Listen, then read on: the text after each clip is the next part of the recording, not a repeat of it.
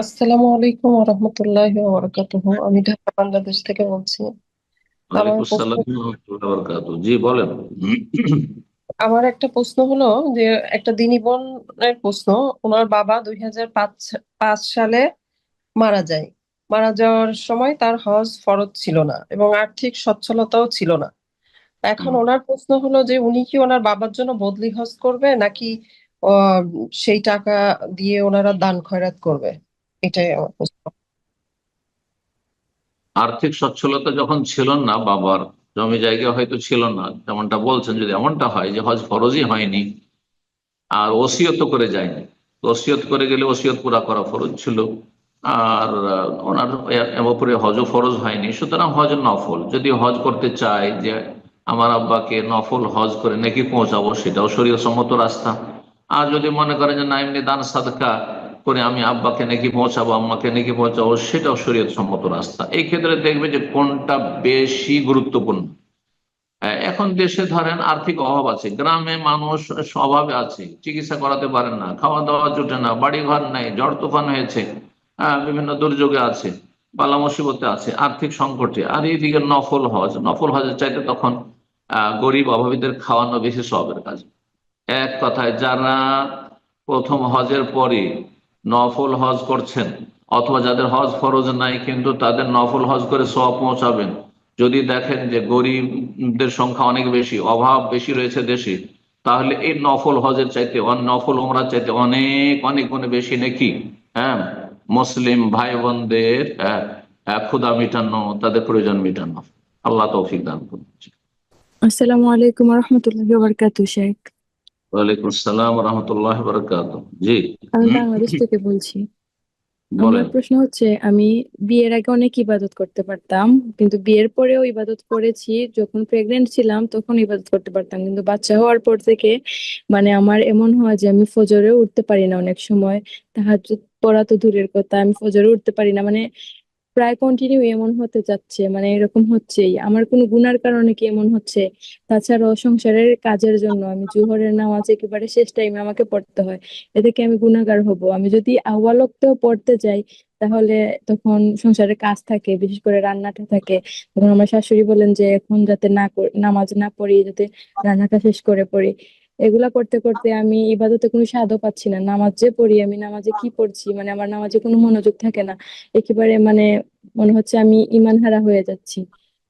আমার ইবাদত করতেও ভালো লাগে না, কোরআনটাও বেশি তিলাওয়াত করতে পারি না। আমি কি করতে পারি স্যার? কি করলে ঠিক হবে আমার সবকিছু? বিবাহের পরে এবাদত বন্দিগিতে গাফিলতি চলে এসেছে, যেটা আগে ছিল না। আগে অনেক এবাদত বন্দি করতে পারতেন। এবাদত দুই রকম, ফরজ এবং নফল। নফল এবাদত বন্দি যে বিয়ের আগে করতেন, তার চাইতে অনেক গুরুত্বপূর্ণ হচ্ছে স্বামীর সেবা যত্ন করা, স্বামীর সংসারের পাকশাক করা, তারপরে গর্ভধারণ করা। হ্যাঁ, ফরজ কাজ। গর্ভধারণ করা মেয়েদের জন্য একটা ফরজ কাজ, আপনি আদায় করছেন আপনি। আর আপনার তাহাজ্জুদ হচ্ছে নফল, সালাতুল দুহা চাঁদ হচ্ছে নফল, সুন্নাত রাতে হচ্ছে সুন্নাত নফল, এগুলি। তো এই জন্য কখন এটা মনে করিয়েন না যে আমি 9 মাস 10 মাস যে পেটে বাচ্চা গর্ভধারণ করলাম কোনো সওয়াব পেলাম না। বিশাল সওয়াব পেলেন আপনি। সেটা আল্লাহর কাছে আপনি আমলনামাতে যখন দেখবেন তখন আপনি বুঝতে পারবেন। এবং কোরআনে বা হাদিস যদি বুঝেন তাহলে বুঝতে পারবেন যে এটি কত গুরুত্বপূর্ণ আপনার ইবাদত। তারপরে ছেলে মেয়ে বাচ্চা ভূমিষ্ঠ হওয়ার পরে তাদেরকে দুধ পান করানো, তাদের পরিচর্যা করা, তাদের সেবা সেবা যত্ন করা, তাদের ইত্যাদিতে যেসব প্রয়োজন পুরা করা, এগুলি ফরজ ইবাদত, এগুলি ফরজ ইবাদত। আর এক শ্রেণীর বন্ধের আজকাল যে বিভিন্ন কোর্স করা, আর তারপরে অতিরিক্ত দিন শিখা, সার্টিফিকেট হাসিল করা, সব নফল কাজ। নফল করতে গিয়ে যদি ফরজ ব্যাহত হয় তো নফল জায়েজ নয়। বুঝতে পারছেন?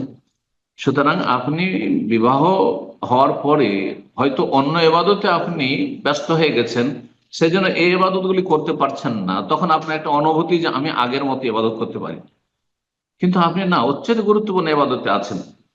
আপনার এই অনুভূতিতে এই ভুলটা এই জন্য যে আপনি এগুলোকে এহতেসাব করছেন না, নেকির আশায় করছেন না। গর্ভধারণ নেকির আশায়, সেখানে নেকির আশা করবেন। ছেলে মেয়ে মানুষ করা নেকির আশায়। তারপরে আপনার স্বামীর ঘরে আপনার পাকশাক করছেন, এটা নেকির আশায়, যেন আমার ফরজ কাজ। কারণ পাকশাক যদি না করেন, সেখানে আপনার শ্বশুর শাশুড়ি আছে, তাহলে আপনার দায়িত্ব সেটি। যে আপনার স্বামীকেও খাওয়াবেন আর আপনার শ্বশুর শাশুড়িকে খাওয়াবেন। কিন্তু শ্বশুর শাশুড়ির সাথে যদি ননদ, বড় ননদরা রয়েছে, আর তারপরে বড় বড় দেওর আর ভাসুরা রয়েছে, আর তাদের গোটা গোষ্ঠীর জন্য রান্না করতে হবে, এগুলি অতিরিক্ত জুলম, এগুলি বউদের ওপর শ্বশুর শাশুড়ির জুলম। সেই ক্ষেত্রে ছেলে সাবালক হয়েছে, বিয়ে দাও। আর মেয়ে যদি সাবালিকা থাকে, কাজের মতো থাকে, তাহলে তোমার বৌমার সাথে তোমার সহযোগিতা করতে হবে, তোমার মেয়েদেরকে, ননদদেরকে সহযোগিতা করতে হবে ভাবির। এগুলি গুরু দায়িত্ব। এই দায়িত্ব তারা পালন না করে, তারা আসামের কাঠগড়ে ফাঁসবে রবের কাছে। তো এই জুলুমগুলি আমাদের সমাজে হচ্ছে। কিন্তু আমি যেটা বলছি যে আপনার স্বামীর জন্য পাকশাকের ব্যবস্থা করা, যাতে বাইরে থেকে আসলে খাবার দাবার প্রস্তুত থাকে। তারপরে আপনার স্বামীর বাপ মায়ের জন্য তাদের হক রয়েছে। কোনো একজন মুসলিম যে আল্লাহ পরকালে বিশ্বাসী, সে নিজে একা খাবে আর তার বাপ মা খাবে না, এটা কেউ মেনে নিতে পারে? কখনো মেনে নিতে পারে না, কখনো মেনে নিতে পারে না। সুতরাং তাদের জন্য যেসব কাজগুলি করছেন, এগুলো ফরজ কাজ করছেন, এগুলিতে আপনি নেকির নিয়ত করবেন যতগুলি সংসারে কাজ করছেন। তবে আপনার শাশুড়ি মা যে বলছেন না এখন পাকশাক করো পরে নামাজ পড়বে, এটা নাজায়েজ কথা বলেছেন। ফরজ সালাতের টাইম হয়ে গেছে, জোহরের সময় হয়ে গেছে, অথবা যে কোনো সালাতের সময় হয়ে গেছে, আগে বলবে 4 রাকাত ফরজ পড়ে না, সুন্নত গুলি ঠিক আছে পরে পড়েন অথবা নাই পড়েন, কিন্তু আগে ফরজটা পড়ে নাও আর তারপরে কাজে লেগে যাও। কিছুক্ষণ হয়তো কিচেন সে সামলালো আর আপনাকে নামাজ পড়ার সুযোগ দিল, এটাই করা উচিত। আর যদি বলেন না ও 2-3টা বেজে যাচ্ছে ডেলি, আর তুমি আগে পাকশাক সারো আর তারপরে তখন তুমি জোহর পড়ো, এটা নাজায়েজ কথা বলেছেন। গুনাহগার হবেন তিনি, তাকে আল্লাহ সংশোধনে তৌফিক দান করুন। এবং এই এই এই ক্ষেত্রে ভালো করে বোঝাবার চেষ্টা করবেন। আপনি যদি না পারেন তো আপনার স্বামীকে তো বোঝাবার চেষ্টা করবেন যে আপনাকে ফরজ পড়ার টাইম দেবে। যারা চাকরিজীবী এখানে বলি তাদেরকে এই মাসলা বলি যে আপনি ফরজ নামাজ পড়ার আপনি ন্যায্য অধিকার রাখেন, আপনি কাজের টাইম, কাজের সময় আপনার মালিক মুসলিম, সুতরাং আপনাকে ন্যায্য অধিকার দিতে হবে। এটি তার জন্য ফরজ যে আপনাকে সময় দিবে ফরজ পড়ার জন্য। কিন্তু আপনি সুন্নত নামাজ পড়ার জন্য আপনি লম্বা সুন্নত পড়বেন না থাকবেন, সেই ক্ষেত্রে যদি বাধা দেয় যে না সুন্নত পড়িও না কাজে এসো, তাহলে সেটা বলার তার অধিকার রয়েছে। আপনি আপনার সময় গিয়ে সুন্নতগুলি পড়বেন। বারাকাল্লাহ ফিকুম। আল্লাহ সহজ করুন এবং আল্লাহ উত্তম প্রতিদান দান করুন। এবং যেই সময়গুলিতে পাকশাক করছেন তখন বা বিভিন্ন সংসারের কাজ করছেন, তখন হয়তো আপনি কিছু ইবাদত করতে পারছেন না যেটা বিয়ের আগে করতেন, কিন্তু কিছু ইবাদত করতে পারে, সেটা হচ্ছে জিকির আজকার করতে পারবেন। হ্যাঁ, হাত পা কাজ করছে কিন্তু আপনার জবান তো ফ্রি আছে, জিকির আজকার করতে পারবেন, তসবিহ তাহলিল করতে পারবেন, তওবা ইস্তিগফার পড়তে পারবেন, সাইয়্যিদুল ইস্তিগফার পড়তে পারবেন, দোয়া করতে পারবেন, সব করতে পারবেন।